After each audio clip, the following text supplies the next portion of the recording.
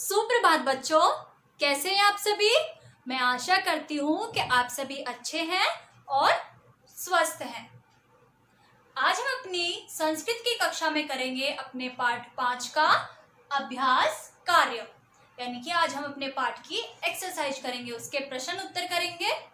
ठीक है, तो हम अपने प्रश्न उत्तरों को शुरू करने से पहले हम थोड़ा सा पिछली कक्षा में चलते हैं। हमने पिछली कक्षा में क्या पढ़ा था? प्रदूषण के बारे में। और जो आपके पाठ में 4 जो बच्चे थे उन्होंने प्रदूषण के बारे में आपस में बातचीत की। ठीक है, उनमें कौन कौन था?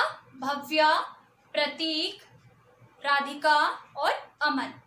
ये चारों आपस में प्रदूषण के बारे में बात करते हैं कि किस तरह से प्रदूषण फैलता है और किन कारणों से फैलता है और इन्हें हम कैसे कम कर सकते हैं, इस प्रदूषण को कैसे रोक सकते हैं। ठीक है, तो हम अपना पाठ पूर्ण कर चुके हैं। आज हम करेंगे अपने पाठ का अभ्यास कार्य। तो आप जल्दी से अपनी पेंसिल और बुक निकाल के रखें, हम अपने अभ्यास कार्य को शुरू करते हैं। आइए अब हम कर लेते हैं अपने पाठ 5 का अभ्यास कार्य। इसमें आपका पहला प्रश्न है एक पदेन उत्तरत, जिसमें आपसे पूछा है प्रदूषण कः रोगः सर्वाधिकः भवति। प्रदूषण से कौन सा रोग सबसे ज्यादा अधिक होता है? तो आप उसमें लिखेंगे श्वास रोगः। ठीक है, सेकंड है आपका जनः अवकरम कुत्र क्षिपन्ति। लोग कूड़ा करकट कहाँ फेंकते हैं? नद्याम, यानी नदी। गा है आपका सर्वकारः किम निर्मितवान। सरकार ने क्या निर्मित किए थे? नियमान। तो आप क्या लिखेंगे? नियमान, यानी कि नियम उन्होंने निर्मित किए थे। अगला है हमारा हृदय रोगस्य मुख्यम कारणम किम। हृदय रोग का मुख्य कारण क्या है? प्रदूषणमेव। लास्ट है आपका के नियमान सम्यक्ता न पालयन्ति। कौन नियमों का सम्यक रूप से पालन नहीं करता? लोग। तो आप क्या लिखेंगे इसमें? जनः। उसके बाद है आपका प्रश्न नंबर 2 पूर्ण वाक्य। इसमें आपको पूर्ण वाक्य में उत्तर देने हैं। पहला है आपका जनः नद्याम किम किम क्षिपन्ति। लोग नदी में क्या क्या फेंकते हैं? तो आप क्या लिखेंगे? जना नद्याम एव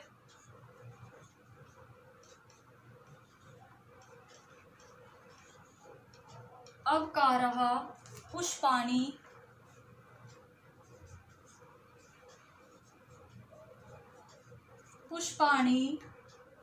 आद्या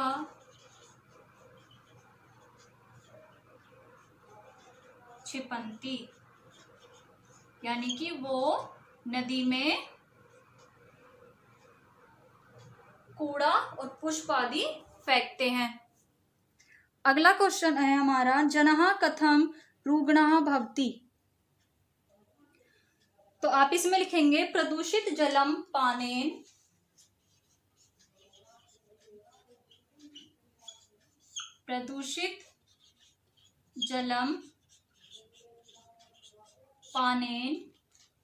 जनः रुग्णः भवति। जनः रुग्णः भवति। ठीक है, आप ये क्वेश्चन आंसर पूर्ण कर लीजिए। अगला प्रश्न है आपका ध्वनि प्रदूषणम कथम भवति। तो आप लिखेंगे उद्योगशालानां वाहनानां च उच्चैः ध्वनि प्रदूषणम भवति। एक बार फिर सुन लीजिए, उद्योगशालानां वाहनानां च उच्चैः ध्वनि प्रदूषणम भवति। उसके बाद है अगला अस्माकं लक्ष्यम किम भवेत्। तो आप इसमें लिखेंगे अस्माकं लक्ष्यम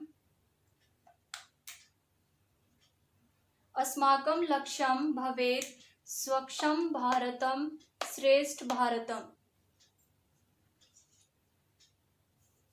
उसके बाद है आपका प्रश्न नंबर 3। प्रश्न 3 में आपको प्रश्न निर्माण करने हैं। पहला है आपका जनः नद्याम एव अवकारः क्षिपन्ति। तो आप कैसे लिखेंगे इसे? नद्याम की जगह आप प्रश्न निर्माण कर देंगे कुत्र का। ठीक है, जो मैंने आपको पहला लिखा है कुत्र, तो आप इसे पूर्ण रूप से कैसे लिखेंगे? जनः कुत्र एव अवकारः क्षिपन्ति। दूसरा है आपका वायु प्रदूषण अनेके रोगाः भवन्ति, तो आप लिखेंगे किम कारणम अनेके रोगाः भवन्ति। क्या लिखेंगे आप? किम कारणम अनेके रोगाः भवन्ति। अगला है आपका ग अनेके कार्यक्रमः तेन उद्घोषितः, तो आप अनेके की जगह लिखेंगे कति। ठीक है, उसके बाद है आपका अगला प्रश्न अन्यान अपि अस्य विषय बोध्याम, तो आप अस्य की जगह क्या लिख देंगे? किम। और इसका प्रश्न निर्माण कैसे हो जाएगा फिर? अन्यान अपि किम विषय बोध्याम। लास्ट है आपका जनः नियमान न पालयन्ति, तो नियमान की जगह आप लिखेंगे किम, यानी कि कौन नियमों का पालन नहीं करता, तो आप इसका प्रश्न निर्माण करेंगे जनः किम न पालयन्ति। ठीक है, उसके बाद है हमारा प्रश्न नंबर 4।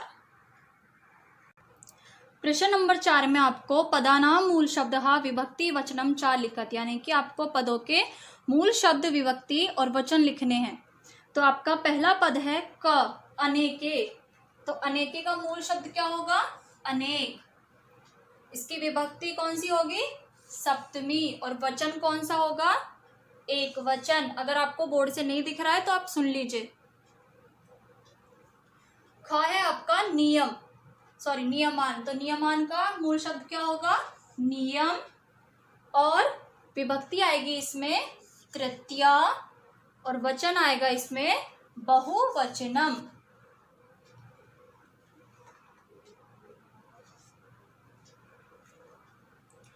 ग है आपका पुष्पाणी, तो पुष्पाणी का मूल शब्द आएगा पुष्प, विभक्ति आएगी इसमें प्रथमा, और वचन आएगा इसमें बहुवचनम।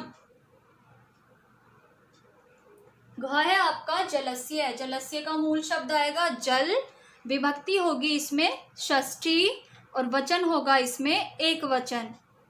लास्ट है आपका तान, तान का मूल शब्द होगा तत्, विभक्ति आएगी इसमें द्वितीया, और वचन आएगा इसमें बहुवचनम।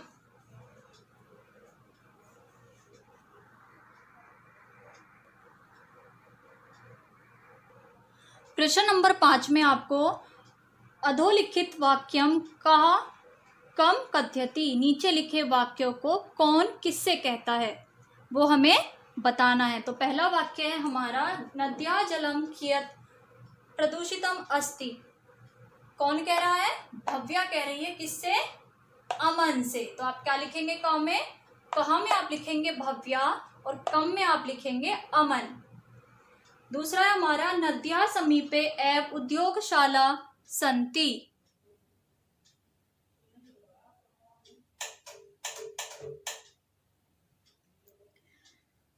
नद्या समीपे एव उद्योगशाला संति, ये किसने कहा? ये अमन ने कहा था भव्या से। तो आप खा में लिखेंगे अमन, और खा के कम में लिखेंगे भव्या। एतत् जलम तु विषयुक्तम अस्ति, ये किसने कहा? भव्या ने प्रतीक से।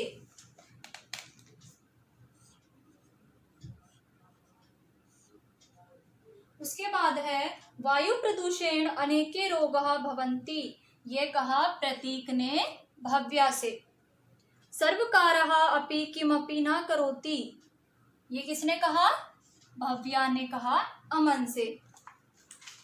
तो आपका ये पार्ट 5 का अभ्यास कार्य पूरा हो चुका है। आप इसे अपनी बुक में कर लेंगे।